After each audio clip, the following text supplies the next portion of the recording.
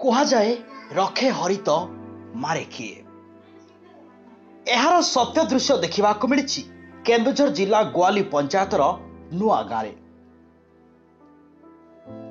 ଗୋହାଲି ନୂଆ ଗାଁର ସୁବାସ ମୁଣ୍ଡାଙ୍କ 3 ବର୍ଷୀୟ ପୁଅ ବିକାଶ ମୁଣ୍ଡା ତାଙ୍କ ଘର ପାଖରେ ଖେଳୁଥିବା ବେଳେ 21 ତାରିଖରୁ କେଉଁଆଡ଼େ ନିଖୋଜ ହୋଇଯାଇଥିଲେ। ଅନେକ ଖୋଜାଖୋଜି ପରେ ମଧ୍ୟ କୌଣସି ଖୋଜ ଖବର ମିଳିନଥିବାରୁ ପରିବାର ଲୋକେ ପୋଲିସରେ ରିପୋର୍ଟ କରିଥିଲେ। ଦୈବକୁ ଆଜି ଗୋଆଲିଠାରୁ 8 କିଲୋମିଟର ଦୂରରେ ରେଙ୍ଗାଲବେଡ଼ା ଜଙ୍ଗଲରେ ଅଚେତ ଅବସ୍ଥାରେ ଶିଶୁଟି ମିଳିଲା। ପୋଲିସ ତୁରନ୍ତ ଶିଶୁଟିକୁ ଉଦ୍ଧାର କରି ଟାଟା ମେଡିକାଲ ଯୋଡ଼ାକୁ ନେଇଥିଲା। ଡାକ୍ତରଙ୍କ ଚିକିତ୍ସାରେ ବିକାଶ ବର୍ତ୍ତମାନ ସୁସ୍ଥ ଥିବା କହିଛନ୍ତି ଡାକ୍ତର।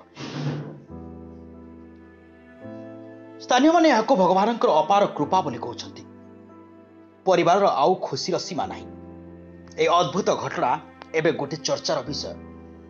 ପୋଲିସ ପକ୍ଷରୁ ଘଟଣାର ସତ୍ୟାସତ୍ୟ ପାଇଁ ତଦନ୍ତ ଚାଲିଛି। ବଡ଼ବିଲରୁ ଡିମ୍ପଲ ସାଣ୍ଡିଲଙ୍କ ରିପୋର୍ଟ, ଦେବାଂଶୁ ଟିଭି।